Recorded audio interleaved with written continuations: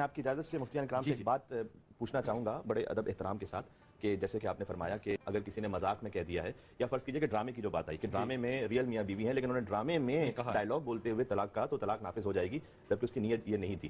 تو کیا یہ صورت نکاح کی بھی رہے گی کہ دو ایکٹر ایکٹریسز کام کر رہے ہیں ڈرامے میں اور انہوں نے ڈرامے میں شادی ہوئی ان کی, تو کیا وہ شادی ہو جائے گی؟ جی ہاں بالکل, خوش رکھے, بالکل اللہ آپ کو سلامت رکھے. پاکستان میں جوڑے ہی جوڑے ہیں سارے. تو یہ تو پھر پاکستان, کیونکہ پاکستان کی تاریخ میں ہزاروں ڈرامے بنائے ہی جوڑے ہیں جی. اصل میں یہ بحث نہیں ہے, مطلب ڈرامے میں نکاح ہو جائے گا فرمایا. جی بالکل ہو جاتا ہے. اگر دیکھیے دو گواہوں کی موجودگی میں وہ جو سین ہو رہا ہوتا ہے وہ دو گواہوں کی موجودگی میں, دو گواہوں کی موجودگی عوام دیکھ رہی ہے, دو گواہوں کی موجودگی میں اگر دو شخص آپس میں ایجاب و قبول کرتے ہیں شرعی طور پر جو طریقہ ہے, تو اگرچہ وہ مذاقن بھی کرتے ہیں, مذاق کی بات نہیں, ڈرامے کی بات ہو رہی, تو ڈرامہ بھی مطلب وہ ریل میں تو نہیں ہے نا, اگر وہ کرتے ہیں تو یہ نکاح بھی ہو جائے گا. اس کے اوپر ایک منٹ سر, اس کے اوپر چیک اینڈ بیلنس کیوں رکھا گیا؟ بخاری میں بھی بڑی کمزور حدیثیں ہیں موجود, ویسے تو بخاری بھی شامل ہے. جی میری بات آپ مکمل کرنے دیں کہ اس کے اوپر اتنا چیک اینڈ بیلنس کیوں رکھا گیا ہے کہ طلاق نکاح اس کو مذاق میں بھی آپ نہ لیں گے نافذ ہوگا. مذاق نہیں ہے, مان لی بات, ہم نے تو آپ کی بغیر دلیل کے بات مان لی, ہم تو ماننے والوں میں سے آپ کو.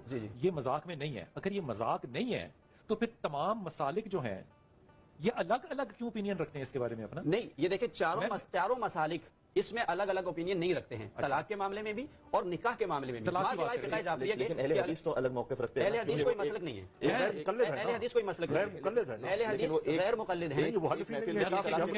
فقہ جعفریہ کے مطابق چونکہ وہ جس حدیث کا حوالہ دے رہے ہیں, ہمارے حدیث کا جو سلسلہ ہے, جو راویوں کا سلسلہ ہے, جو معتبر سلسلہ ہے, وہ اور طریق سے اور احناف کے اور طریق سے. تو بہرحال ہمارے یہاں پر آپ کا طریقہ امام زین العابدین, امام جعفر صادق, ان جعفر ابن محمد بن صادق, صرف طریق کا ہی مسئلہ ہوگا, باقی کوئی مسئلہ نہیں ہے. امام اعظم ابو حنیفہ کے جو پیر و مرشد ہیں وہ کون ہے؟ جی جی جی وہ امام جعفر صادق ہیں نا, امام جعفر صادق علیہ السلام. امام جعفر صادق کی تو ہے. تو امام جعفر صادق علیہ السلام کے تمام اقوال کو انہوں نے اختیار نہیں کیا نا, تو اس لیے وہ طریقہ مختلف ہو گیا. امام جعفر صادق از امام محمد باقر, از امام زین العابدین, از امام حسین علیہ السلام, از امام علی علیہ السلام, اور ان رسول اللہ صلی اللہ علیہ وسلم. فقہ جعفریہ میں ایک تو یہ ہے کہ طلاق کا ایک عربی صیغہ ہے.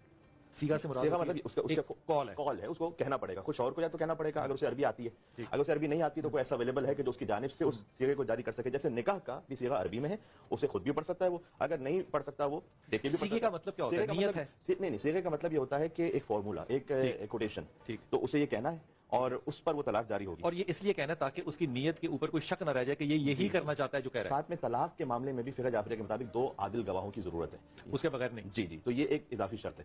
بہرحال اللہ سبحانہ وتعالیٰ نے اسے اس طرح سے رکھا ہے کہ مشکل سے مشکل پروسیس سے انسان گزرے سوچ سمجھ کر, آسان نہیں کہ دو عادل گواہ اس کے سامنے ہوں تب جا کے وہ طلاق کا صیغہ جاری کرے, اور بھی اس کی اگر وہ تنہائی میں کر دے, اگر وہ تنہائی میں کر دے تو وہ نافذ نہیں ہوگا. اسی طریقے سے اگر مذاق میں بول دے تو وہ نافذ نہیں ہوگا, کیونکہ ہمارے وہ انما الاعمال بالنیات کی حدیث ہے وہ غالب ہے. وہ حدیث تو ہے, وہی تو حدیث ہم کہہ رہے ہیں بلال بھائی, اسی حدیث کی بات ہم کر رہے ہیں, پڑھ رہے ہیں نا, تلاوت کر رہے ہیں نا.